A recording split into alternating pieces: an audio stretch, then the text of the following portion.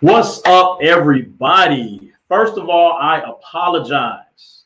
I was having major technical difficulties and still having a few of them now, but I wanted to go ahead and get started. We'll just work through them. You all know how the internet is and you know how things go. So we're just gonna press on through. We're gonna try to make it on through. I am excited. I am honored to have the second half of the cast of my very first gospel play, Issues of Blood, in the studio with me today. We are trying to make sure everybody gets in. Hopefully, comedian Double J will be able to get in. I know he wasn't able to. My brother Gerard has a recording right at the same time. So we're going to try to get him in and he'll maybe be back and forth in and out. But before we get started, I just wanted to welcome everybody to the show. Thank you all for joining in. And I do want to say this, if you want, so when you comment on the live stream, we cannot see your name unless you give Facebook permission to give your name. So if you wouldn't mind real quick running over to my website, kneeldownproductions.com, you can go right to the quarantine tab, click that, and at the very, very bottom, there's a link. Click that link. It's going to say, do you give permission? Click that, and you'll be good. You will never even have to do it again. It takes less than 1 minute to do. So if you want your name to be seen, otherwise it'll just kind of pop up and say Facebook user, and I won't know who's commenting until after the show ends and I look back over it. So again, we were having technical difficulties, so I apologize for starting late. Please forgive me. But we are up and running now. Still a few issues going on, but we're going to press on through. We are going to press on through. So I did want to start, and as I said, I'm very happy and I'm very, very excited to have the cast with me today. But before we get started, I did just want to say that we have to pray. We have to truly pray for our nation right now. You know, the things that are happening in the news and the things that we're seeing are very, very disturbing. And we definitely have to make sure that we pray and that we, you know, hold up the families of those involved. This spirit of racism is running rampant in our nation today, and it always has been. I was talking to a buddy of mine the other day, and I told him, I was like, the devil is not racist. Devil's not racist. He hates every race, and he wants to try to do whatever he can to suppress races, to suppress people, and to do whatever he has to do to make sure that he destroys the people of God. I also was saying that, you know, the problem that we're having is really, it's not a skin problem. It's a sin problem. It's a problem of sin, something that we have to rebuke, bind up. And as saints of God, we have to pray. We have to move. But also, I saw a quote today on Apostle Dantes Williams' page of Frederick Douglass. So I looked it up and I wanted to make sure I read this. This was Frederick Douglass. He made this comment. He said, I prayed for 20 years, but received no answer until I prayed with my legs. What does that mean? We have to do something. We have to do something. So we're praying. Yes, absolutely. But what else can we do?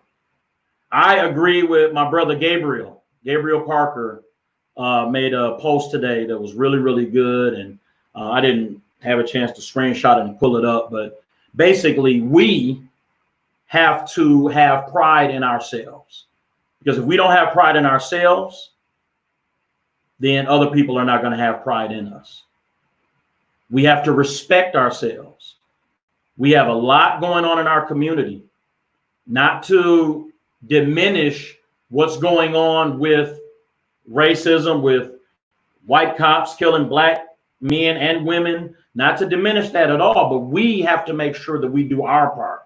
and that we stand up in our communities, that we don't allow black on black crime, abortion, fatherlessness, all of this stuff. These are things that we can do by putting legs to our prayers. So we can pray. Yes, we're supposed to pray. That's our job as saints of the Most High God, is to pray for this nation. But there are some other things that we can do as well. Amen. All right. I have some more stuff I was going to go into, but I am going to hold back on those things, and I'll do those another time. I want to get the cast in, since we did have a late start. My brother Jay Will said he's official. He's official, Doc. Make sure you all tune in next week. Next Thursday, I'm going to be interviewing Jay Will on the show next week. He was the songwriter for Issues of Blood, so I'll be interviewing him next week. And it looks like Double J made it on in. So, all right. So, without further ado, we are going to bring our cast in to the studio today, and we are going to start off with my brother Gerard. My brother Gerard Brooks is in studio with me today. And Gerard has been a friend of mine for quite a few years. Anyone that knows Gerard knows that he is a amazing singer and minister. He's actually a licensed minister of the gospel, but he goes around, I would say, around the country. He's flown out to various places. And he is a true minister of the gospel of Jesus Christ, a very, very anointed song singer and songwriter. So I just want to welcome my brother, Gerard Brooks, to the show. What's up, Gerard? Praise him. What's up, everybody? How y'all do? Yes, sir. Yes, sir. Amen. I see that you're driving, so you don't have to look at us. Yeah, I'm not looking at y'all. No, wait, no, I'm just kidding. Oh my God, I'm getting all these text messages or something. Phone is noisy. But yeah, I'm my job. I'm working throughout this pandemic, and I told them I had to leave early, but they still had work for me, so I'm kind of late on my way to where I'm supposed to be. But that's how it goes. Yeah, I did tell everybody that you may be in and out, because I know that you have a recording tonight as well. So we appreciate you giving us a little time. All right, I'm gonna bring everybody in. So my next brother that I am bringing in is not only a phenomenal actor, but he's also a comedian. And any role that he has, this brother brings to life the performance. He makes it hilarious. But I've also seen him do some non-comedic stuff. So he can act as well. He's not just out there. This is my brother, Shantez Prince. Shantez, what's up? Welcome to the show, brother. Shantez. Hey, what's up, y'all? How y'all feeling? Doing good, my brother. Doing good. What up, man? Looks like are you driving as well, or are you parked? No, I'm parked.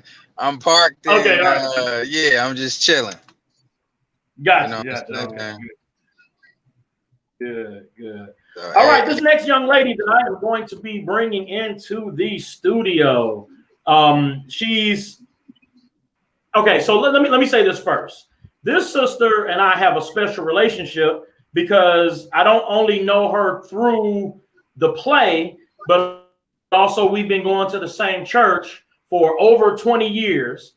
We sing on the praise and worship team together. She's an anointed singer. She's an anointed minister of the gospel of Jesus Christ. And I wanted to make sure that I pulled her in to be a part of the play. So please help me welcome my sister, Sister Angela Jackson. Hey, everybody. How y'all doing? What's up, Angie? Hey, Angie. Hi. Hey. Doing good. Welcome to the Good show. seeing everybody. All right. Yes, absolutely. All right, we have two more brothers we're going to bring on in, and then we'll get to talking about some things. This next brother is, I don't even know what to say about him, except that this guy is literally one of the best actors on the planet. Yeah, he's now, the I man. know, we see Denzel, we know all these other actors, but this brother truly is a phenomenal actor. And I was so honored that he graced us by being in our production. I remember Steve and I, my brother Steve and I went to a class that he taught on acting and on improv, and it was absolutely amazing. Brother Henri Franklin, welcome to the show, brother. Henri. Hold on a second. Really? World Tour. Issues of Blood World Tour. Yeah, we're doing that. Okay, all right. What's up, y'all? We just speaking that into existence. We manifesting some things over here, you know. Hey, did you catch it? Because I threw it. Did you catch it? Hey there. What's going on, fam? So glad you all are here. I got one more brother that I'm going to bring on. He was having some technical difficulties of his own. But worked everything out. Glory to God. Now, God works out technical difficulties. Yeah, right. This brother is also a phenomenal actor, but he is also a comedian. And I don't mean a comedian like, like I think I'm a comedian sometimes. I mean, this brother is actually a professional stand-up comedian. I'm more of a sit-down comedian, but this brother is a stand-up comedian. I've been knowing this brother for over 20 years. We did a play together, and we'll talk a little bit about that. But I do want to bring in comedian Double J. What's up, my brother? My guy. All right. Yeah. All right. I don't know if he blows up or not. Okay, we got a little spirit of Teddy Riley going on here. Right. We will not be 112. All right. Lurking in the darkness lies a man. I went through that big long introduction.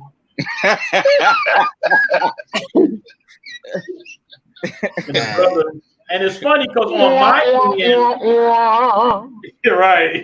on my end, I can actually see him, but it's like his.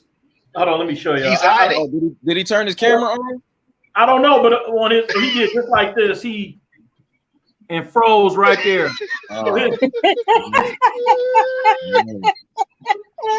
Listen. Only Double J. Come on, guy. Come on, guy. Now, if they're doing sponsorship, then hey, okay, Cricket, cool. Right. What's up? I'm still trying to add him in. It looks like he was trying to pop up for a minute through another device. Let's see. Double J. Look at that rainbow. Come on, guy. Come on. In the room. Voila. All right. Yeah. He waiting on you. There he is. All right. Well, Double J. There he is. I was about to say, look at God, but it's not God.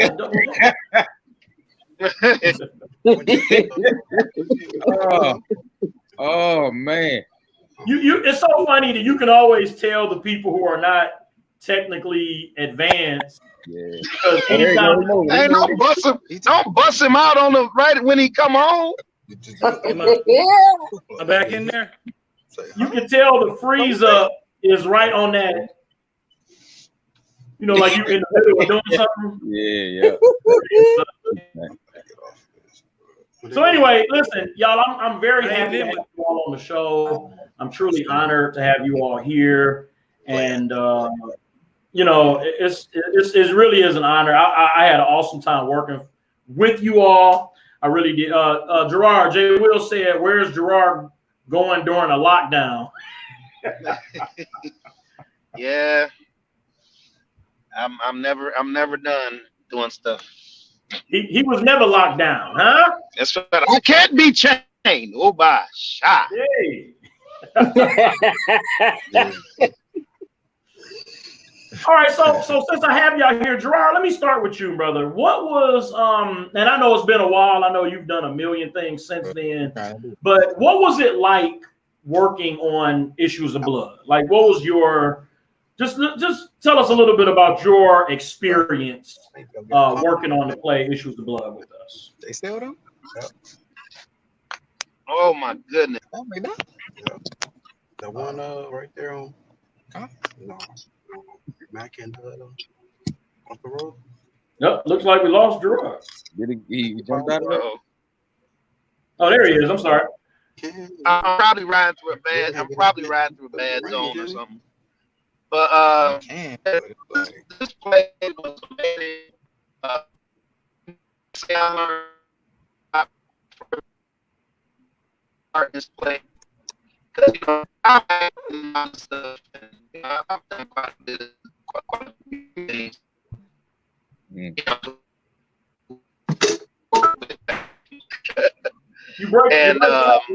I really learned a lot from everybody. Oh, can you hear me? Yeah, we hear you now. You're loud and clear. Can you hear me? Yes, sir. Okay. Yeah, I keep riding through dead zones and stuff. But I learned so much from everyone, and one thing that I loved about our plays, like all the plays that I've been in, we were free to have fun. You know, we were free to be ourselves. We were free to have fun.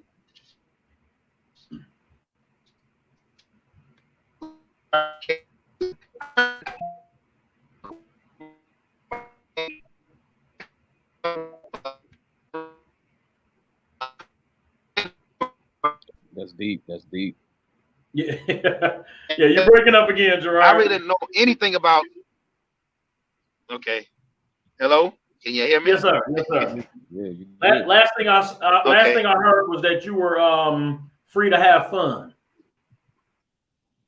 Okay, all right, and I'm making sure. Fun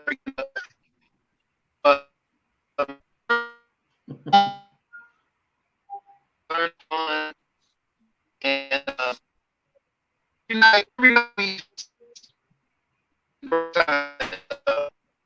all right, brother. I'm sorry. It was awesome, man. I learned as a character that you have. All right, I'm gonna come back to Gerard in a minute. I'm gonna let him hopefully I know he can't pull over now because he's running late to get to wherever he's going. So let's come back to him. Hopefully he's a little further along and out of the dead zone area. So I definitely want to be able to hear what each person has to say. So we will come back to Brother Gerard. Shantez, thank you. Hey, what's up? I noticed that you put. Did y'all notice that he put his name as Shantez, star of Issues of Blood, Prince? Hey, I just like to speak the truth, brother. All right. Yes, sir. And you are a shining star, man. So, can you give us? No. I'm not a shining star. I just wanted to carry the show, man, and just make it do what it do.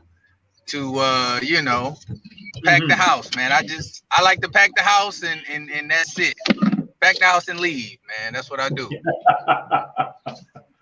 Yes, sir. So tell us a little bit about your experience working on the play. And again, I know all of you all are very, very busy people. So I know y'all put on y'all memories from 5 and 4 years ago. So just tell us a little bit about your experience working on Issues of Blood. Dang, that was 4 years ago? Yeah, we did the play in October of 2015, which is going on 5 years ago, and then we brought it back for Valentine's Day weekend of 2016. Wow, that's crazy. But yeah, man. Like I said, I don't know if you remember how we met, Lavell, but funny story. I was in rehearsal for another play, and I think you found Kiki's I don't ad. You found her ad on Craigslist, and you just popped up at one of the rehearsals like, "Hey man, I'm an actor. I wanna."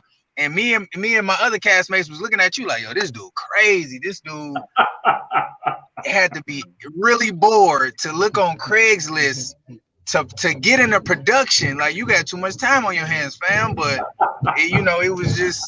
it was something about your spirit, man, and you was a cool cat, and I befriended you, and like ever since then it's just been on and popping. And you wrote your first joint, hit me up, and it's like kind of the rest is history, man. Yeah, what's really funny is that the character you played, which was Uncle Albert, was originally, when I originally wrote the play, it was Aunt Sissy who had a best friend, and I can't remember her name, but it was a female, right? The role was for a female, and I thought about you, and I was like, oh my God, he is so funny and so amazing that he would just bring that role to life. So I actually went back and rewrote that whole character just to bring you in.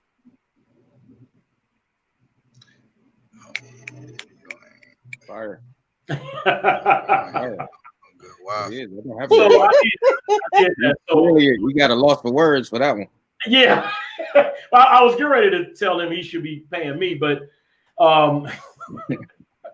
he brought the role to life so amazingly that it just was. I mean, Uncle Albert literally was just that the scowl on his face was funny. So it was an honor, man. And I'm gonna come back to you, Shantez. Right now, I want to talk to my sister Angie. My sister Angie and I have been knowing each other, going to the same church for 20 or more years, working together on the praise team. And Sister Angie, can you just tell us what was your experience with working on Issues of Blood? Well, I enjoyed the closeness and the family-like atmosphere that was created. It was wonderful working with so many talented individuals, and you had an opportunity to glean from them, from their experience, and to critique and sharpen yours. I thought it was a wonderful experience. I enjoyed myself tremendously, and wanting another opportunity, not only to work with the characters that we had, but to learn from others. So I really enjoyed it. I liked the message that it portrayed and how it ministered to the people in the audience. Hey man. So was there what was your, because the character you played, whose name was Shonda, right? Okay, I'm sorry. I'm having a little difficulties. You have to ask that question again. Okay, no problem. I said your character's name was Shonda, right? Not good. Can you hear me now? No, I'm having like you're underwater. I don't know if I sound like I'm underwater too. No, we hear you loud and clear on our end, but yeah, I remember your character. I believe her name was Shonda. I mean, everybody probably looking like, duh, you wrote it. You don't remember. But I finished writing my second play and in the process of writing my third play. So I got all these characters in my head right now. So I think her name was Shonda, and she was a very, very interesting character. And once your technical difficulties are you good? If you can hear me, like, what was your process for bringing this super ghetto woman to life from the page to the stage? Terrible connection. Terrible. I know you mentioned my character Shonda. Yeah. Because I really didn't hear the question. I do apologize. But no, I didn't hear the question. You're like froze on my screen right now. Oh, yeah. Am I moving now? Yeah, you're going like this. I see you. Say it one more time. Oh, you see, okay, good. Yeah. So, but yeah, I just wanted to know about you bringing your character to life.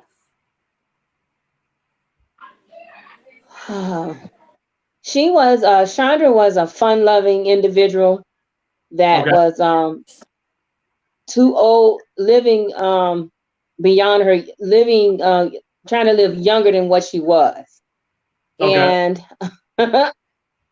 bringing her character to life was like, because I'm silly anyway, so that part wasn't hard at all. But just trying to make sure that she kept her tongue sharp, because she had a very sharp tongue when she spoke, and she was sassy. So I had to make sure that I kept that part and that momentum and that going with her. Okay. I enjoyed playing that role as her, and my PIG partner that I had made sure it kept me on my toes. So that was a good part. Yeah, and I think that's one of the fun things about acting is, when you have somebody that you can play off of, and they help you bring characters to life, and you help them bring their characters to life, and it's just really it's a lot of fun. Acting is a lot of fun. It can be challenging at times. I always tell people that stage acting is rough, because once the play starts, you're on. Technical difficulties and all. We're all, it seems like we're all having some major technical difficulties tonight, but we're on. And to be honest, this is just something that we do. All of us have been stage actors, and we just have to go with the flow. That we're on live right now. This is live on Facebook and live on YouTube. And we're going, and we having some problems, but we just gonna keep on. Double J. Listen on through. I got kicked out. Be careful, Double J, that you don't get froze in that position. No. But okay, so next let me talk to your stage partner, Sister Angie, who helped you bring your character to life. My brother, who is a prolific actor. I don't know the exact definition of prolific, but he's it. And he is literally amazing. Henri, thank you so much, man. Thank you. Yeah, right. Henri. Gotta roll it. No, but no, that's foolish. But I know you have been a part of thousands of productions, both stage, television, or whatnot, and even movies. But what was your experience working on my play? I don't care about the rest of it. Man, I had an absolute blast, man. First of all, you made the atmosphere enjoyable. You made the atmosphere enjoyable, and it was filled with love and respect the whole time, all the way through. And you don't find that on every production, And then once the cast got together, sometimes you are a part of something, and it's like, okay, yeah, that was good. I enjoyed that a lot. But then there are other times when you are a part of something, and it's like that was like destiny type of thing, like it's destined, in terms of the relationships that we built and how we were able to work together and lean on one another and actually be able to play. We did a play, but we were playing on that stage every time we did it. And we didn't divert from what you wrote, but you gave us room to bring what we thought that character was experiencing to life. The play that you gave me specifically, for sure, from my point of view, was just like, I had a blast, bro. And I told you that when it was over, it was like, man, this was the most fun I've had and the most free I had been to like legit unleash a character. And Henri stole my part. Oh man, he stole my part. Listen, brother. I kill, I don't steal. Okay, no, no. But listen, it was. You did kill. Kill. Oh yeah, true. Facts.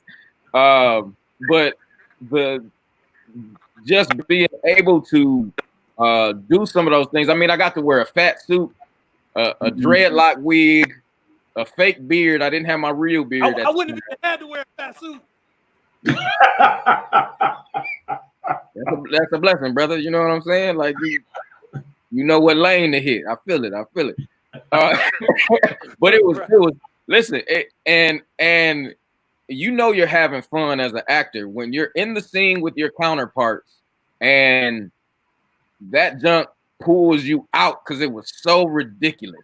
Now you don't lose it. The audience don't know you losing it, but on the inside, you are rolling. It's hysterical, dude. Like the some of the moments that we had, man, were just magnificent, dude. They were absolutely magnificent, and that was directly attributed to your writing and the message that God gave you, dude, for that show, man. I think it touched a lot of people, and I think each one of our characters had an assignment to show somebody themselves in that audience. That was beautiful. It was beautiful both times, man. So I'm gracious. Thank you, brother. I appreciate it. Yes, sir. Well, I appreciate you even being a part, and now Angie, I mean, Angie does a lot of things. She's on a Sign mine client. Host? Did we lose the host? Yeah, what'd you say? Don't say. Yeah, and so Angie does a lot as well. But I think, was this your first major stage play, or had you done plays before? I have a bad connection, so I really can't. You got to either type your question or something, or sign it. Yeah. Right. Right. Let me not. Hold on. every time I see somebody on TV signing now, I literally think about the guy that was it Nelson Mandela's funeral? Oh, that snuck up on the stage and was doing. Yeah. Oh, yeah. Unbelievable. All right, so I'll come back to but you. It's called Lift Up Your Hands Ministry. Yes, definitely. I'm going to put that in your tag in just a minute. But let me go to my brother Double J. Now, Double J and I, we started out. Let me tell you how we met. We did a play. It was Pizzetta Durden's play called "The Day That Changed the World," and I kind of was a new actor. I was playing Jesus, and Double J was playing Peter. And I just remember I was trying to be so serious. And I didn't know him. I was trying to be so serious, but there was this one scene where I'm sitting and facing the audience, and all of the disciples are sitting facing me. And he would look at me with this look, not trying to make me laugh. It just was this look he had. And I remember just about every rehearsal, I would literally just bust out laughing because of this look. And he was looking like, what? But it's just that look he had on his face. And we have been friends ever since then. I've seen several of his plays, and he accused me of plagiarizing his play. But anyway, I just want to welcome my brother Double J, who is also not only an actor, but also a comedian and a playwright and an actor. Double J, bless you, my brother. What up, though? I'm having a little technical difficulty hearing what you're saying. You kind of going in and out, but hopefully y'all can hear me. Lavell, your background, you look like terrorists have captured you, and they're about to make you read one of those statements. Like, give them what they want. Give them what they want. We're going to cut my head off at noon. No. Oh. Man. Oh, you can't unsee it. I can hardly hear you. Like I said, hopefully you can hear me, and I'm just gonna go ahead and monologue. But it was great being in the play. I was in like the last 15 minutes of the play, so it's like apropos that I came in last year. What up, Angie? Good to see you again. Henri, I just want you to know, since you pronounce your name Henri when your name is really Henry, I'm gonna start pronouncing my name Laurence. Instead of Lawrence, it's Laurence. Yeah, you got a ring How to you it. like Don't that? How you got like a that? ring to Hey, it. is y'all trying to say something? Because I still can't hear y'all. Lavell, we're gonna get the ransom money to him. We're gonna get the ransom money. We're gonna save. Gee. Oh man. So Are you talking? I can't. last week when I was talking to the other half of the cast, I was talking to Lady D, Siobhan, Shantae, Oh yeah. Steve, and Rahman, and we were talking about like who was off book first. So I know Siobhan was off book first. She was actually off book the first rehearsal that we had. So she was like completely off book. Second, if I'm not mistaken, it was Henri. Yeah, that was the last. I was the last one. That's what I was getting to. Henri was second. I think Lady D was third, but Double J was last. But now let me tell y'all the story real quick. So, Double J is like he's like in the baton races where everybody's running. He's like the I think they call him the finisher. So he actually wasn't in the first half of the play. He came in on the second half of the play and killed it. But the thing was, we had been in rehearsals for about a month and a half, and nobody had met him. Nobody had met him yet. They were starting to think he didn't exist. And I remember at one point, Rahman was getting nervous because he hadn't been in a lot of plays. And he was like, well, Lavell, if this comedian guy is not going to be able to do the play, you kind of look like me. So maybe you can step in and play the daddy. Yeah. And I said, oh, I've been knowing Double J for over 20 years. If he say he's going to do it, he's going to do it. So I was bragging on him, right? So we had that first rehearsal with him, and he couldn't get off work. So we actually went to his job and had the rehearsal at his job. And when I say he didn't know one line, and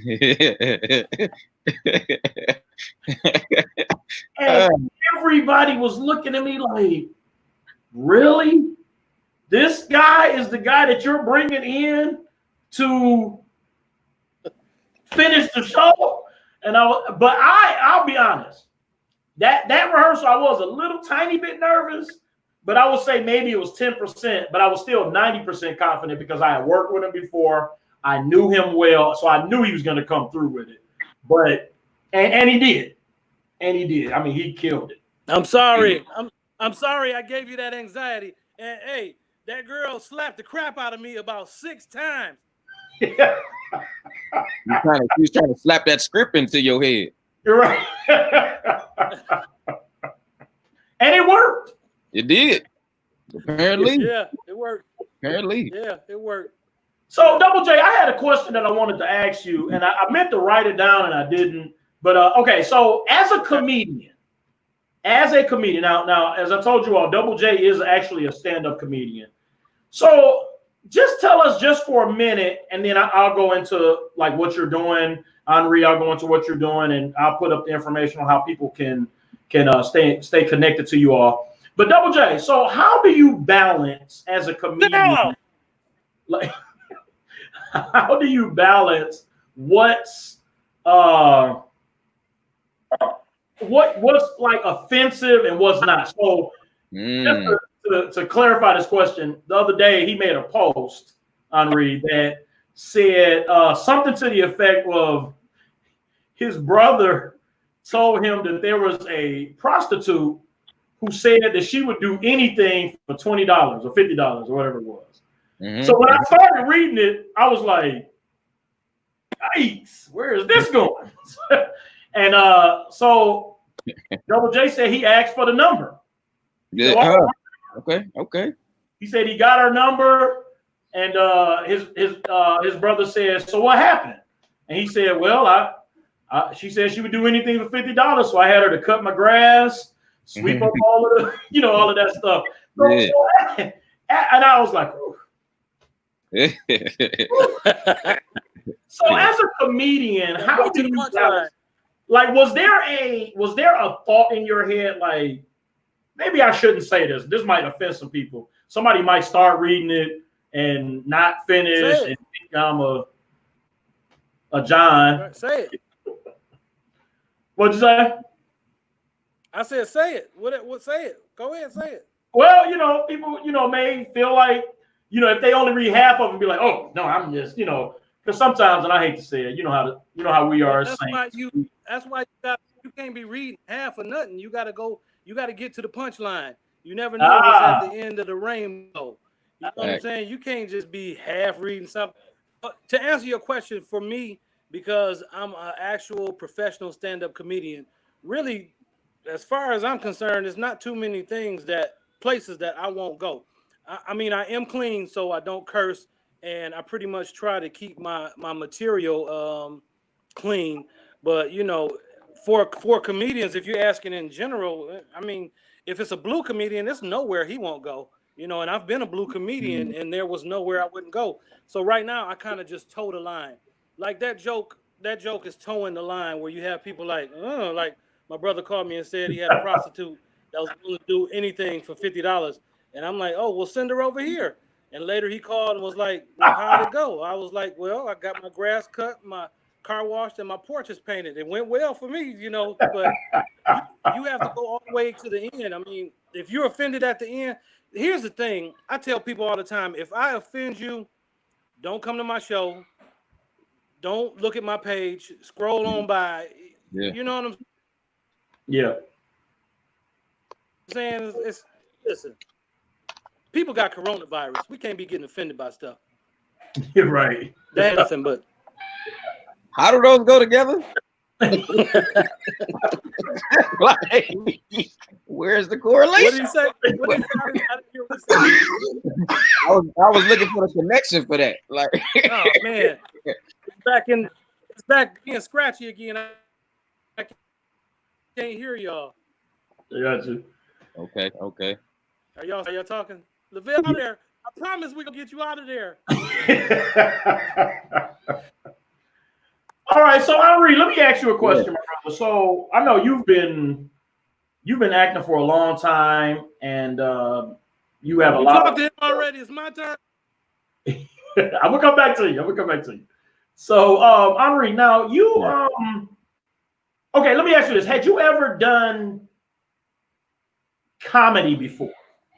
Or was all your work drama? Or you had kind of dabbled in both? I dabble in both. I get cast in film and television a lot for drama and romance and things like that. But I'm an idiot. Like, anybody who really knows me, like, I love to act a fool and I love to clown. Like, so I do in plays. I've been cast as some of everything. So I've touched just about every genre in plays. And it's especially, going to, I got my degree from Wayne State, and that's where we met. Yep. So in theater, and while I was there, I was blessed to do like 14 shows, and each of the characters were different. They were all different. So I got to learn a lot hands-on with it. And in doing so, you realize some people have comedic timing and some people don't. Mm-hmm. I think it's a skill you can eventually pick up on, but some people just have it just completely naturally. You Shantez, Double J, you know what I'm saying? It just fires off naturally. And it happens for me like that as well. I love, one of the things I've learned about improv is you kind of just have to go with that thought. You can't really try to think about it or plan it. You got to just shoot. Like, when it comes to your brain, shoot it. Just like shoot it out. Go with it. So, when you allowed me to bring that little fur throw over and come in singing the DJ first, dog. When I had the thought, it was like, dog, this is ridiculous. But that's what I love, bro. If if it makes me laugh and I go, oh, this about to be stupid. This is stupid. I know people gonna enjoy it, man. You know, the whole dance contest in the play, the Soul Train line. It was such a beautiful mix of ministry, drama, pain, and laughter. You know what I'm saying? It mixed all of those elements together, and it just made it feel complete. You know what I'm saying? And your characters went on a journey throughout the show. You could clearly see what individual characters were fighting for and what their super objectives were throughout the show. For anybody who doesn't know what that means, what the character wanted most, what they were fighting for. Every time you watch something, the characters on that show are fighting for something, and it generally boils down to happiness, because each of us, our definition of happy is different, so it makes all of our fights look a little bit different, but we're all fighting to find our individual happiness. You know what I'm saying? So I enjoy doing all genres, and comedy is right up there, man. It gives people a outlet, and you know, I personally I like stupid comedies. Like stupid raunchy comedies are hilarious to me. Yeah. You know what I'm saying? But what I see that is linked between all the genres is a real human connection. Even if it's something outlandish and something crazy, you know somebody will probably say that or do that. You know? So yeah, absolutely. Yeah. So when you're watching it or when you're writing it, you want to make it as human as possible, with just a pinch of that outlandishness, because it does make people talk. It does get people's attention. When Double J sets up a joke, with a prostitute, everybody's personal experiences go to what they feel about prostitution. All right, so it's based on your own personal prostitution stories or whatever. Maybe you have some, maybe you don't. You know, so when he sets up a joke like that, it grabs your attention. It makes you, it catches you, and that's what it's supposed to do. That's what good art is supposed to do. It's supposed to grab you. You know what I'm saying? There are in this time of technology, our attention spans are so short now. You know what I'm saying? It's like you have like a couple seconds to really grab somebody's attention. So you do that eye grab. You catch somebody with something like that. And it's either going to turn them away or it's going to make them more curious to keep looking at your product. You know? So you know, I completely understand the technique behind it. And that's what comedians are good at, towing the line, like Double J said. You know what I'm saying? Even to write comedy, it has to toe that line of, man, this probably should not be done or should not be said. But that all depends on your own personal moral stance, though. You know what I'm saying? It's different people are coming from different backgrounds and different beliefs. So when that's happening, what could be like an eye grab to this person is every Thursday at 7 for this person. You know what I'm saying? So it all has a purpose. It all has a purpose. But I want to go back to something you said earlier. You were talking about when you came in with the Dietrich Furs. Oh, man, you know, as I'm writing stuff, sometimes, and this doesn't happen often, because I don't consider myself a comedian or whatnot, but as I'm writing, sometimes I will write something that's so funny where I will actually laugh as I'm writing it. Yeah. And the only thing that I get nervous about is, will the actor be able to pull it off? Because I don't know who's doing the role yet. Will they be able to pull this off? But you came in and you took the role of Uncle Rufus to another level. I had it in my mind a certain way, and you did that and more. Like it just, like you took it and you skyrocketed it I mean, you even and I appreciated this just to kind of to help get people there. You did your own commercials as Rufus. Yeah. One of them popped up on my timeline recently.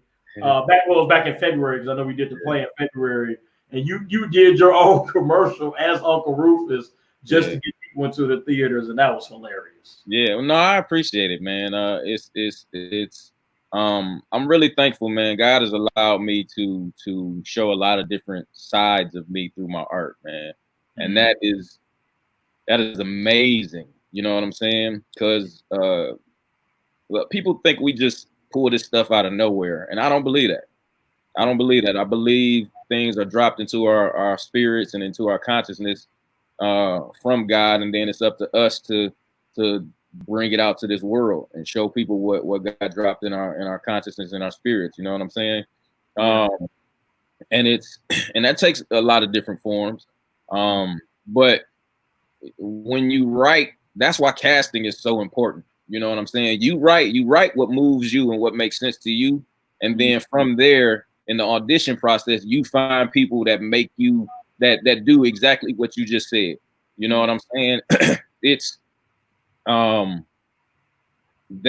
I have seen that happen several different times on several different projects. I was a part of a television show on AMC, and the part that I booked was only supposed to be on like one episode, and they enjoyed the audition so much, and when I was on set, I left such a great impression that they wrote 5 more episodes. Wow. And I'm very, very thankful for that, but I know I'm not the only person that has happened to. I was just talking to a young lady the other day who told me the exact same thing happened to her.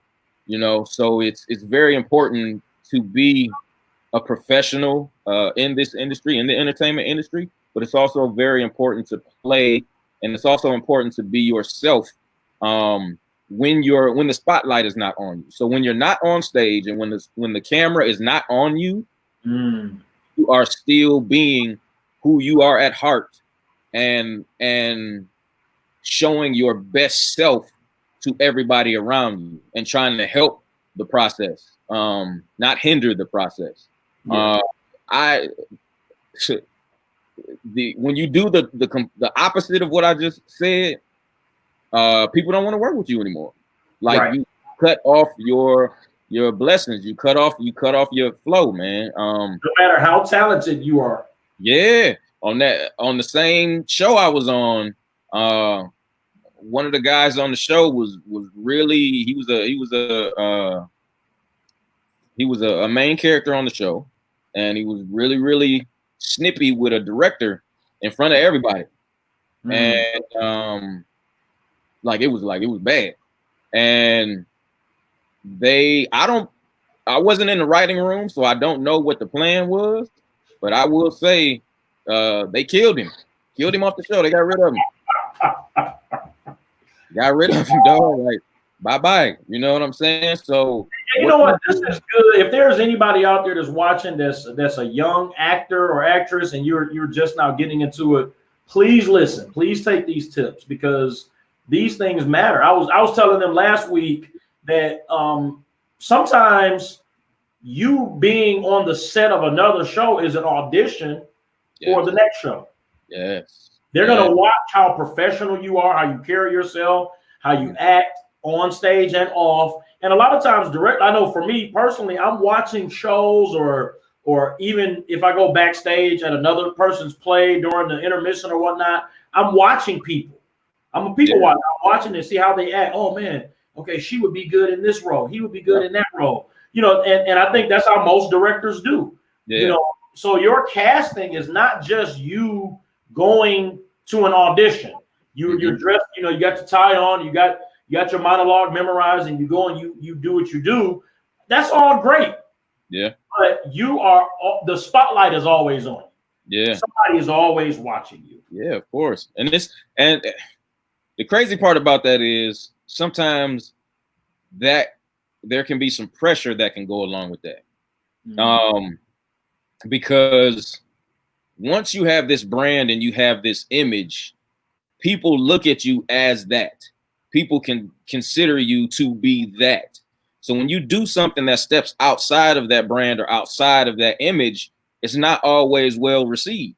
Now, I don't think you should necessarily go along in your career trying to please everyone. That's not going to happen. That's never, ever, ever going to happen. For everybody who likes a piece of your art, there are people who don't. And that's always going to be the case as an artist. That's a risk that we take when we put ourselves out here as performers or as artists, is everybody's not going to love it. Everybody's not going to like it. So you have to be happy with it for yourself so you can sleep at night, man. I always say you have to sleep with you, right? You have to sleep with you. You have to sleep with the decisions that you make in regular life and in your entertainment career, man. So you can't go around trying to please everyone. And I just want to backtrack on this just really quickly. Everybody who comes to see your productions or comes to see you perform is not there to cheer you on. Everybody is not there to cheer you on. Some people are like chomping at the bit to see you fail. And that's a honest reality. And so you have those people. Then you have other people who are coming legit to cheer you on because they enjoy your art. And then you have other people who are coming to study you, to study what you're doing, see how you do it, because there's an art to it. There's an art to being a performer. There's an art to being an artist. You know what I'm saying? It's easy to wake up and be like, yo, I'm a firefighter today. Like, yeah, today I'm gonna go put out some fires. Like, I'm gonna just go put this equipment on and go jump in this spot and turn on this hose and save some lives. I'm on that today. Man, how many people really about to just wake up and be a firefighter, bro? Like, that's not about to happen, dude. It's just not. And if you are blessed enough and fortunate enough to be successful on that first one, cool. But you need to study if you are going to be effective and really save lives. So as entertainers, you know, I understand people feel a call on their life, or they feel this unction and they're being pushed in a certain direction, and that's amazing. Follow it. But study though. Study. Learn the craft. Like it's people who make it look easy have studied and put in time. They have turned their talent into a skill. Skill only comes from practice. You can be born with natural talent. Gifts and talents come from above. They're given to us at birth, like we have them. But in order to be skilled in that, you have to practice that skill and talent. You know what I'm saying? And and that's why that's one of the things that made your production so enjoyable. You have the skill and talent as a writer, as a director, but also as an actor. So you can speak actor when you are directing us. Every director can't speak actor. You have to be a very good communicator to be a director. Now, I'm not telling you have to know all the acting terms, but I'm telling you have to know how to communicate with a human so that the other human understands what it is you want them to do. And not everybody does that. And just a last little point here. As you go to different levels in your career, you get less and less coaching on the job. Right? So when I go do film and television, or I go do commercials, it's not a lot of direction. Like, you got to come in off book, you got to come in ready, and you got to fire off your best shots because money is on the line. It's Moneywood. You know what I'm saying? It's not Hollywood. It's Moneywood. It's money on the floor. It's money on the line. So when you have to be, it's very hard for you to go to the next level and be impressive if you have not set up your foundation and your learning and your skill for that next level. Wow. Yeah, that's good. I put this up. Your wife gave you 2 hearts there. I just wanted to give a shout out to Maria, who was also an actress. Your children act. So it's like you all, you all just have a household of actors. I had the chance to work with your son on a play that we did for TJ. Yeah, TJ Hemphill directed the play, or Hartford Memorial. Oh, yeah. Church. So I had a chance to work with your son there. Had an absolute blast. It was funny because your wife was in a movie that we did together. Oh, yeah. And, it was called Dark Day at First Church. Yes. I didn't have any scenes with her. I didn't even know she was in the movie, but I guess they had cut some things together later. And I saw, and Mike Sears, I didn't know he was in it. Yeah. I didn't know Mike Sears was in it until recently. I was on the director's page and I saw this clip and I was like, I didn't even know he was in the movie. I texted because he works with me now at the Marriott Hotel. And I texted him, I was like, bro, I didn't know he was in that movie with us. Yeah, see, but you could do that with film and television, man. You can be in projects and never see these people ever. You know what I'm saying? And then y'all end up in the same scene somehow, but you've never ever seen these people. And that's what makes plays so different. Like you get to have this bond in plays. Like I loved working with Angie. Like we got to bounce off each other and play. You know what I'm saying? And it's and all the characters did, but you don't always get that on film and TV. It depends on, you know, if you're a recurring character or if you're on the show a lot. But sometimes if you're a guest star or you're just a day player, or even if you're an extra or under 5, you know, you don't get that time to really spend with people like that all the time. But I've been blessed to really watch. You will be surprised what you see when you hush and you slow down. And this is even in your real life. I'll give you an example. Think about the route you drive to work every day when we were going every day. And when you're driving and you're going at this certain speed, it's a lot of things that you miss. But if you ever have to walk that same route, you're going to see things that you never, ever paid attention to. So when you are there are moments in our lives where it's like, yo, this is major. This is a major moment. This is not a regular moment. This is not an everyday thing. This is major. I need to pay attention to this.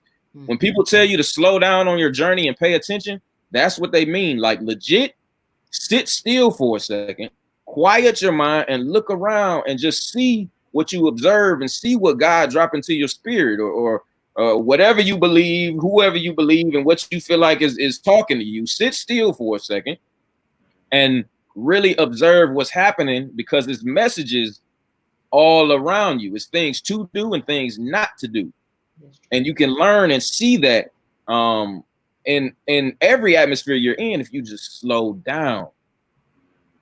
Brother, this is excellent advice. I'm taking notes for myself personally. I said at the beginning that Steve and I came to one of your classes that you teach.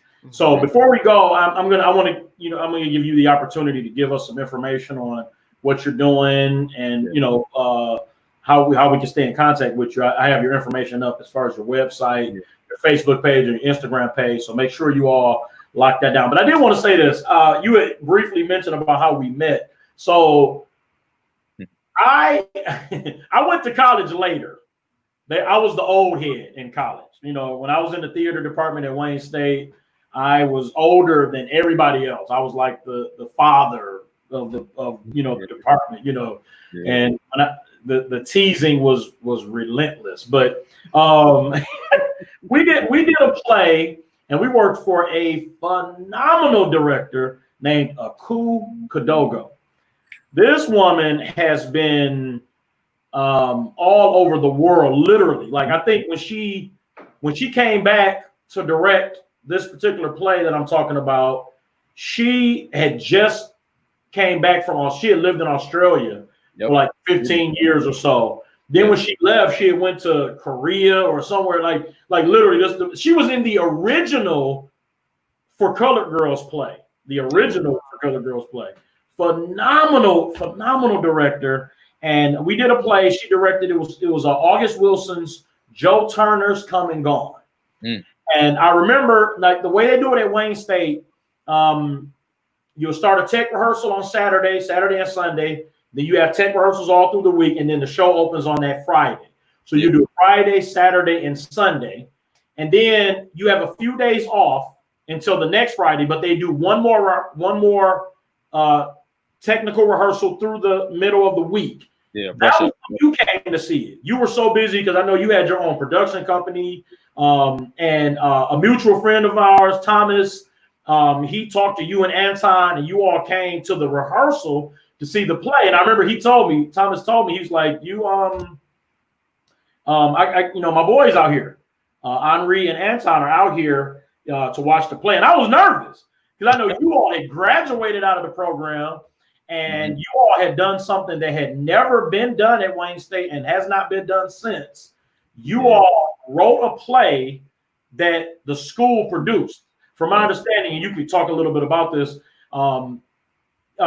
they only do plays that, like major playwrights like August Wilson has written, and I guess they pick, and you all had wrote a play and they allowed you all to do this play. So can you just talk about that a little bit?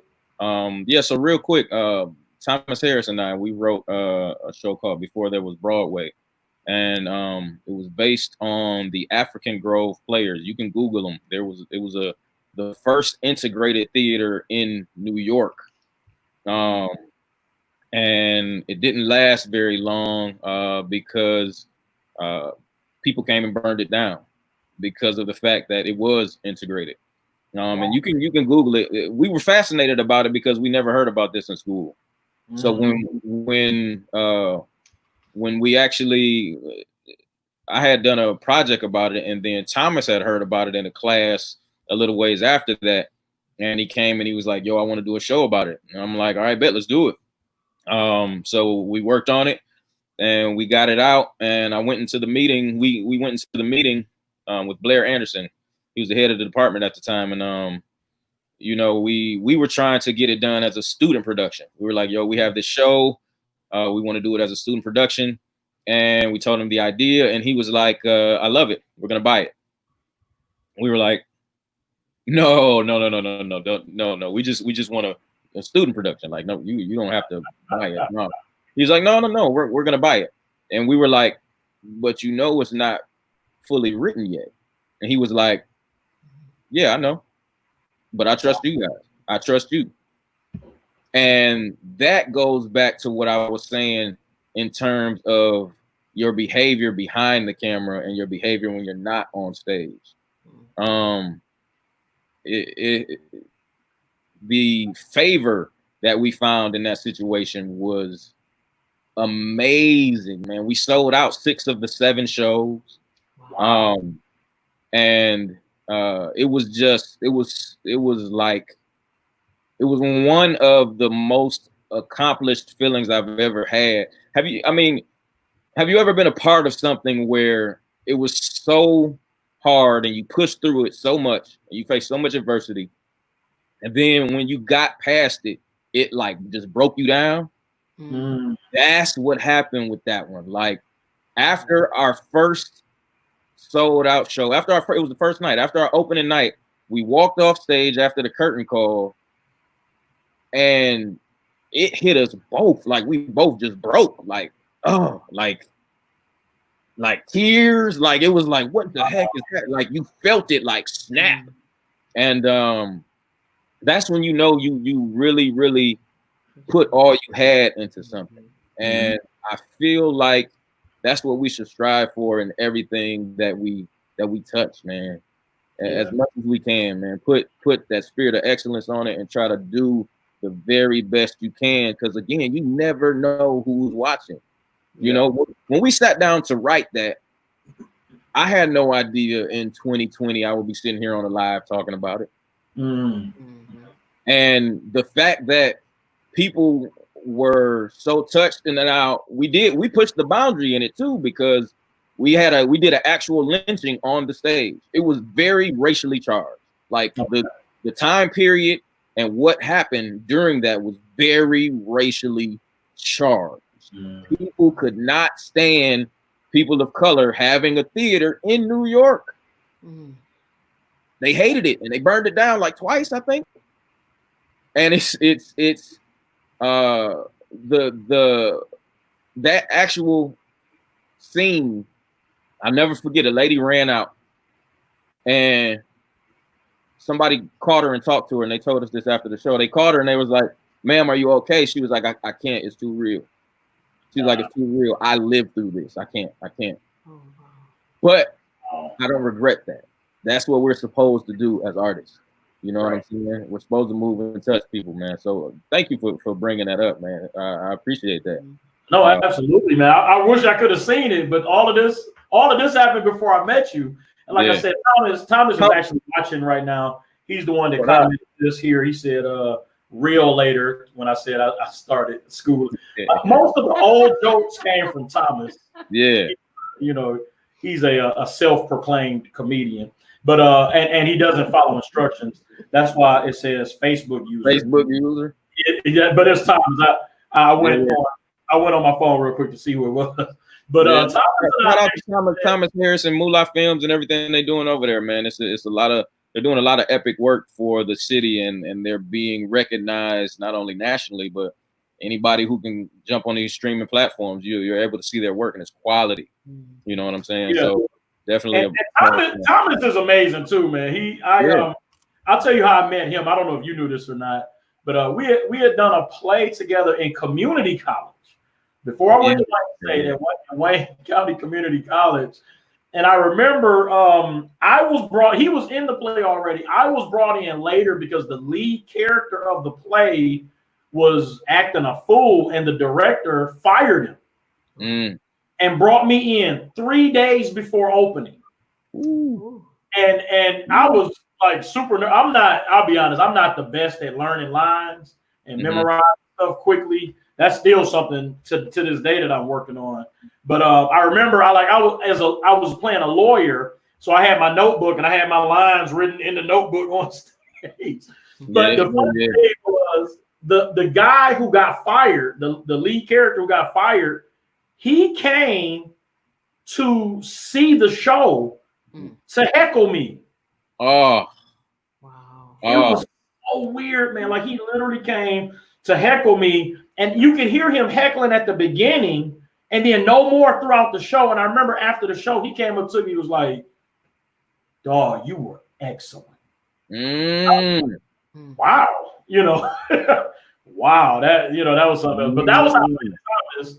And we kind of kept in contact. And I remember that was when I went to Wayne State and he introduced me to you and Anton right after that rehearsal and to hear from you and Anton, who were just these phenomenal actors who, you all had your degree, you were doing things, to hear you all tell me that you all thought that I did a great job, just like literally brought tears to my eyes. Man, humbly, man. Thank you for that. It's you, dude. You did a show, a Christmas show. Was it a Christmas Carol? What was it? Black Nativity. No, no, the one you played the angel. Oh yeah, It's a Wonderful Life. It's a Wonderful Life, bro. When you did It's a Wonderful Life, I was going through some stuff in my own personal life where I felt like I didn't choose the right path, and I was like, man, because this journey as an actor, as an entertainer, writer, director, all that stuff, this journey in entertainment sometimes gets really tough. And I was having a tough moment that time, one of my beginning tough moments. You have peaks and valleys in this thing all the time. But I was in a tough moment and I'm sitting there and I'm watching it. And I'm really like, man, I don't know if I made the right decision. And it's amazing how we have moments where we feel like, yo, God told me to do this. You know what I'm saying? You feel it in your spirit. And then when God allows adversity to make you grow, you get to doubting what he told you, right? So I was in one of those moments. I'm like, I don't think I did it, man.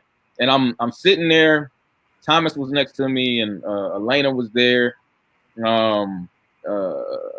Christina was there, and I think Anton might have been there too.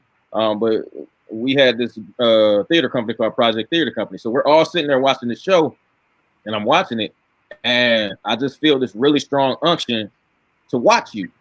So I'm watching you, and you're doing a phenomenal job. Everything you do as a performer feels real, and I love that. But I'm watching it, and I hear clear as day, pay attention.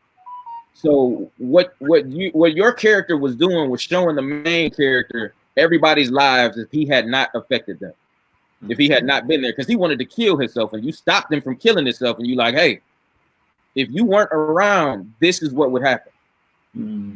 And I heard clear as day, if you stop, you don't touch lives. Wow. And it was like, that was another moment that broke me. Maybe I just cry a lot. I don't know. But that was another moment. I'm sitting here and I'm trying to be cool and I'm still in a mug and I'm looking straight. And Thomas like, hey, don't you crying? Because you know how you do that cry, you let the tear drop, but you're trying to be real, and it's like you don't want nobody to know. You get the blinking and rubbing, you know what I'm saying? But you gotta do it still so you don't pull no attention. So he's like, don't you crying? I'm like, nah, bro, man, it's. But I heard it clear as day, man, and I'm grateful. I'm grateful for you being obedient and going to Wayne State, because I never would have received that message in that moment. And had I not received that message in that moment, it's a lot of lives that would not have been touched by God allowing me to meet people and just talk to people about what I've been through. That's simply it, man. That's the testimony part of it. It's like, yo, this is what happened to me, and you could try this, and this might work. And you know, I work with a group called Teen Hype, and literally, I've been directing for them probably about 13 years in a row. And I got that through Wayne State. But literally thousands of kids. And when a kid reaches out to you from their dorm room and says, hey, because of what you taught me as our play director, I chose not to be a drug dealer like my uncle and all my cousins. I'm literally writing you from my dorm room because I've seen you on TV and I know you are real and you really do what you're saying. And I believe it's possible for me too. Wow. So I possibly don't have that conversation with that young man if you don't go to Wayne State and do what you do, Lavell. So thank you, man. Beautiful. Praise God. I mean, it's a little dusty in here. Oh, shoot. Angela, we need a dance right now. Let's do a dance interlude. You're right. Angie, can you talk some more about that? Because you were breaking up at I don't know if we had time. Do we have time? Oh, we do. Yeah, I wanted to go back to Angie. I'm gonna put her information up also. And Angie, give me the name of the group again. It's Lift Up Your Hands Ministry. Okay. So and go ahead and talk about that while I type this in. Well, we're up under the minister of Karen K. Rush, who's been her desire was to learn how to sign. And there was a deaf boy in her community that started it all. So she have picked and chosen different ones from various churches. We are a very collective group of all ages, and we do Sign Mind. It's the Sign Mind Choir, and we have a concert every other year. This year we have a concert. This year, our concert date is October the 26th, I believe. And okay. At the oh my goodness, you're gonna get me. I don't have the information in front of me, but it's now just so everybody know, we can go to your Facebook page. It's just Angela Jackson. Yes. And just make sure, you know, as we get closer that you post that information. So sure will. But this is our concert year, and we do. Matter of fact, I have it right here. So okay. The church, the concert will be held at Unity Church on 2nd. That's 2nd, right below on Woodward, and the address. Oh, that I don't have. I'm sorry, but it's at Unity Church. And I'll put that on my Facebook page later. Okay. Of our concert, and the time will be 7 p.m. And I believe it's on Saturday. So please. Okay, so Unity Church, 6 p.m. What's the date? October the 26th. Is that a Saturday? I don't have 1 second. Is that a? It's Sunday. Give me 1 second. I'm sorry. Put that info there. Well, and while she's looking for that, everybody, you can go to her Facebook page, Angela Jackson, and she's going to post the information for Lift Up Your Hands ministry. I actually know Sister Karen, Minister Karen Rush. She is an awesome woman of God, and we thank God for her and the ministry that she does through signing as well as miming. Yes. And so yeah, October 26th. It's October 25th. It's a Sunday. It's the last Sunday in October. Gotcha. At 6 p.m. at Unity Church on 2nd Boulevard. There between Woodward and Hamilton. Those are the main cross streets. Okay. So, but I'll put the address on my Facebook page a little bit later.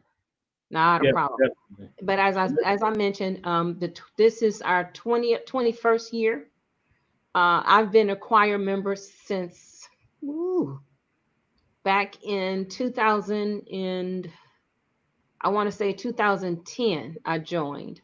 Okay. And I joined through because I was taking up some signing classes because I want to learn how to speak sign language. It's something I've always desired to do, especially and also to minister to song. It's another form of praise and worshiping God. So it's very personal, and it's helped me commune and communicate better with the Lord. So I truly enjoy it. And there's the other practicality of it is there's another language, so you get to endure with that. I'm still learning because it's a continuous learning process. But I truly enjoy it. You come across different cultures and different facets of individuals in their way of worshiping, because you have the sign mind and you have the dance, and it's phenomenal. We fellowship with each other and we support one another with our concerts and our community building that we do. So. Yeah, excellent. Listen, y'all, I'm sorry. I just looked up. We're going on an hour and a half. Oh, okay. So I don't want to hold people any longer. But I did want to. We end up losing the other fellas. But I did want to put their information up real quick. So right now I have Sister Angie's information up. Go to Facebook and follow Angela Jackson. If you're watching this, we have this on YouTube and on Facebook. If you're watching on Facebook, you can actually go to the Kneel Down Productions page and just click her name. Make sure you follow her because their concerts are literally amazing. We even had the honor, our church, Trinity Deliverance Church, had the honor of opening up with praise and worship before them a couple of times. And we always stayed to watch, and it was just truly amazing. So make sure that you follow Angela Jackson on Facebook to make sure that you get the information for Lift Up Your Hands ministry at Unity Church, 6 p.m. October the 25th. That's a Sunday of this year. This pandemic will be over by then. Yes. I decree it in the name of Jesus.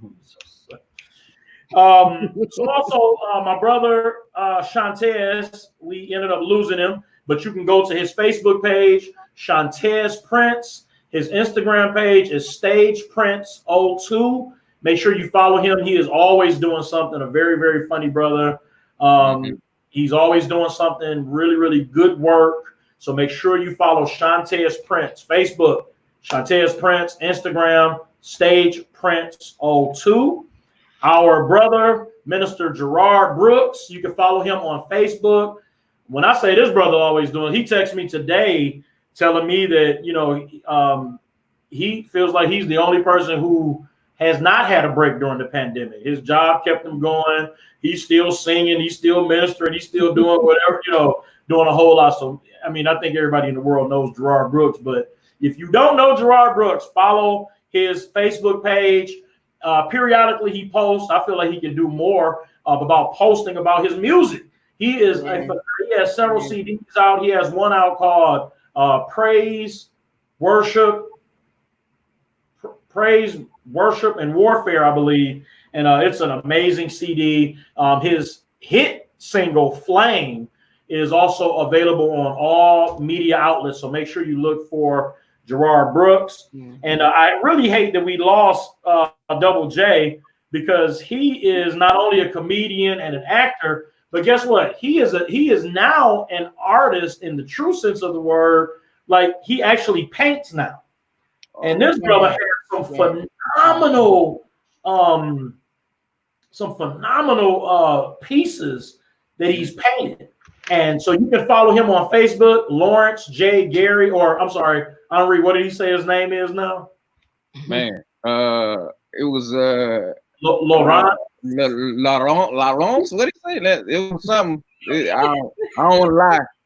That wasn't it, but it was close. Right. But make sure you follow Lawrence J. Gary on Facebook.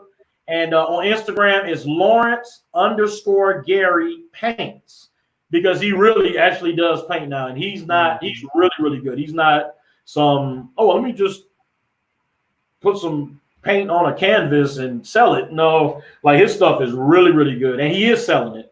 So make sure you go to his Facebook page and his Instagram page. Right there at the bottom, Lawrence J. Gary, Lawrence_Gary Paints. And then, of course, my brother, Henri. You can follow Henri on Facebook. It's Henri Franklin, Instagram, Henri Franklin. And you can also go to his website, henrifranklin.com, to make sure that you keep up with all of these people who blessed me. And I before this show ends, I said I have to give a shout out. There's one more cast member of the play who is no longer with us. He passed away. My brother, Nate Porter. He had a very small role in the play. He was a police officer who came in. But one thing I try to make sure I do, because one thing that irritates me is when people try to upstage other actors to try to steal a moment from them. That irritates me as a director. As a director and as a writer, I try to make sure everybody has something significant that they do in the play. And as a director, I try to make sure everybody shines. So when somebody comes in and they try to steal somebody else's moment, that irritates me. But it was funny because before Nate passed, I remember the character that I wrote for him, which was Officer Roy, very, very small part in this play, had a much larger part in the next play. And so I'm actually going to dedicate the next play, which is Hostage. I'm going to dedicate that play to my brother Nate. So I did want to give him a shout out. Nate Porter, rest in heaven, my brother. He came in and he was awesome with the whole cast. He didn't try to upstage anybody. He came in and did his part phenomenally. I pushed him out there a little bit. I didn't, because originally when I was writing the role of the officer really was just going to come in, arrest the boy, and leave. Yeah. Right. But I said, no, I want to make sure that everybody that sets foot on that stage shines in some capacity. So I wrote some lines in there. He nailed them. And how did you all enjoy working with Nate? Oh, yes. Yeah. It was a blessing, man. It was a blessing. It's you know, it's tough when you lose somebody. But in those times, it does teach you to be grateful for the times that you had them. You know what I'm saying? So, again, you know, blessings to his family, continued trip to his family. And thank you for allowing him the opportunity to be a part of that so that we can meet him, you know? Amen. Absolutely. Yeah. He, I remember, you know, he did the show with us in October of 2015, but he wasn't able to do the show in February of 2016, so I had to step in. And I remember, you know, as I was back, my brother Ian was our stage manager. So shout out to Ian Lamar, phenomenal. And the funny thing, let me just talk real briefly about Ian. I asked Ian to be the stage manager because I've been knowing Ian literally his whole life, and he, you know, I saw something there. I was like, he can do this. So I asked him to be stage manager. He Googled what a stage manager was. Good job. and came back and told me yes, he would do it, and he was phenomenal. I remember one of the people who worked at the Northwest Activity Center was giving him a little bit of a hard time because he was young and he was, not experienced, in the sense of a stage manager. He was giving him a hard time. And my brother came to me and told me that. And I said, you want me to say something to him? He said, nope, I got it. And what he did, he didn't go off on this guy. What he did was he kept his work ethic. And at the end, that brother went back to him and then later came to me and said, man, he was like one of the best stage managers I've ever seen in my life. Wow. He was professional and amazing. He didn't cut the guy out and go off on him, but he just did, he just did what he did. But Ian was running the play because typically what we were taught at Wayne State is once the show opens, it's out of the director's hands, right? So it was in the hands of the stage manager. So I was just kind of backstage. I was like assistant stage manager. I was backstage helping you all with whatever you needed. So I had to step in to play this police officer. And I do remember this as I came in. Henri, you made a joke about, as your character, Uncle Rufus, you made a joke about my unibrow. Oh, no, did I? Oh, boy. Listen, I actually laughed on stage. I'm sorry.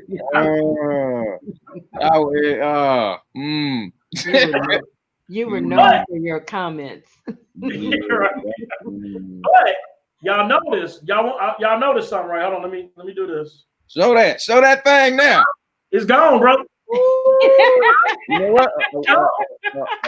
A nice young lady will do that to you. Yes, sir. Get you sharpening up the things you ain't used to sharpening up. Yeah.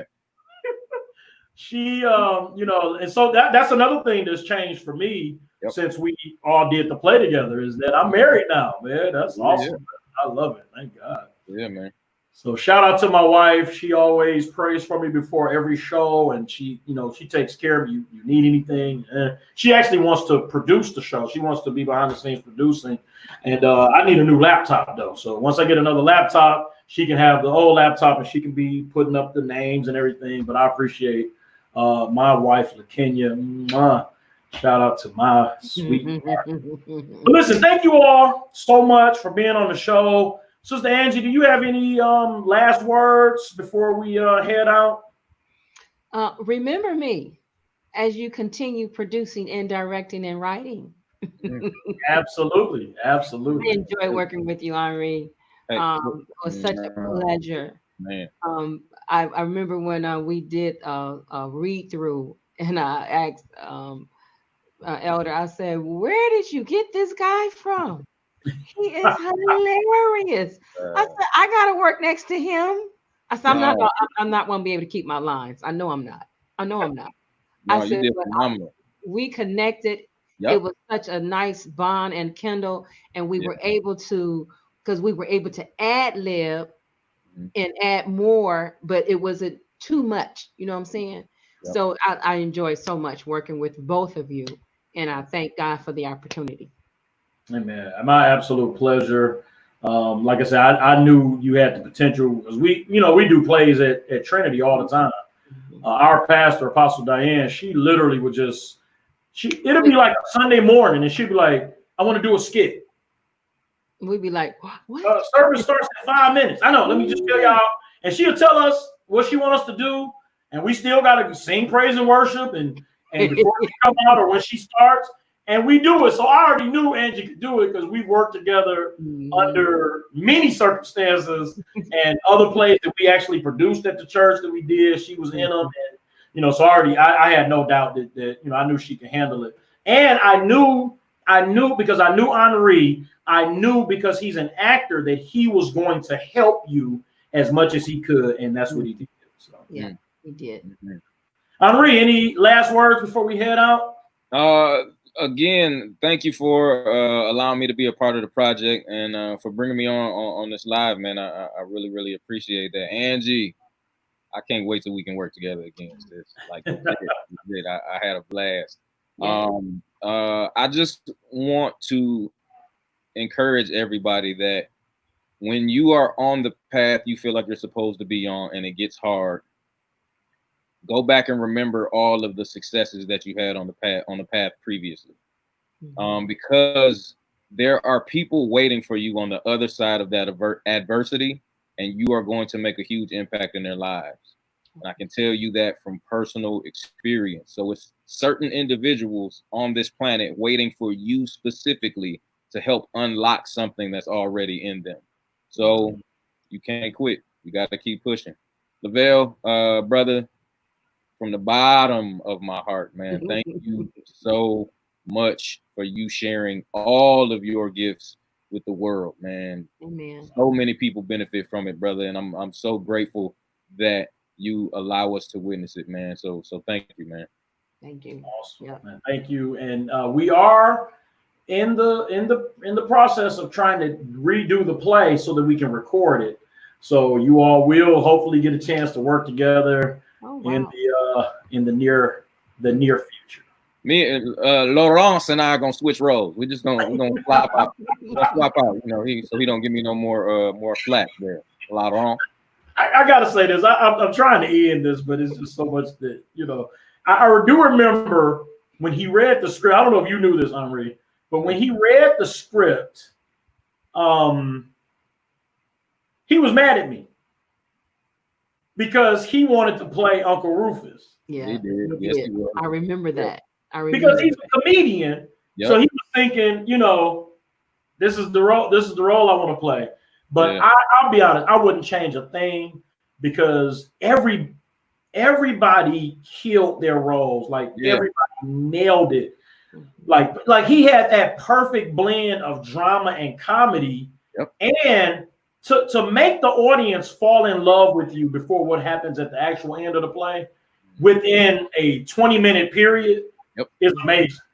Most times you have to work a whole play beginning to end to make the audience care enough about you that, you know, that they love you. But he came in for 20, 25 minutes, killed it. His chemistry with everybody was perfect. So, you know, I wouldn't change a thing. I wouldn't change a thing. He was excellent. Maybe I'll write another play where he can act a fool. Definitely. So But again, thank you all for being a part of the show. And thank all of you who are tuned in, watching this show. We truly appreciate everybody. I know we went a little over. Well, I guess I keep saying that we don't have a time for it.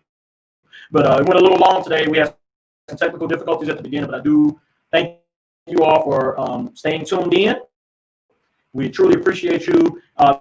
Definitely go and check out the website, which is kneeldownproductions.com. We will keep you posted on everything that we're doing. I do have some plans. Like I said, I did finish writing my second play, and I want to make sure that everybody, you know, has the opportunity to see this production, to come to it. So we will keep you all posted on the play as time goes by.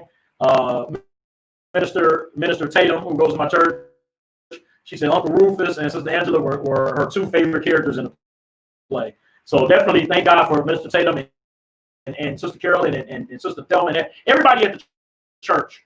Everybody at Trinity came on board and helped out with the play. They were ushers, they were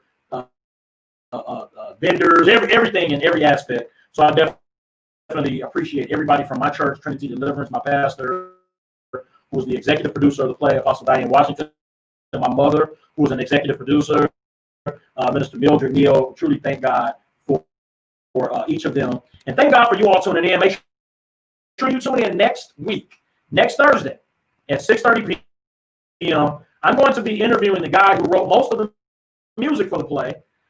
He is an amazing writer. He's a rapper. He has his own podcast.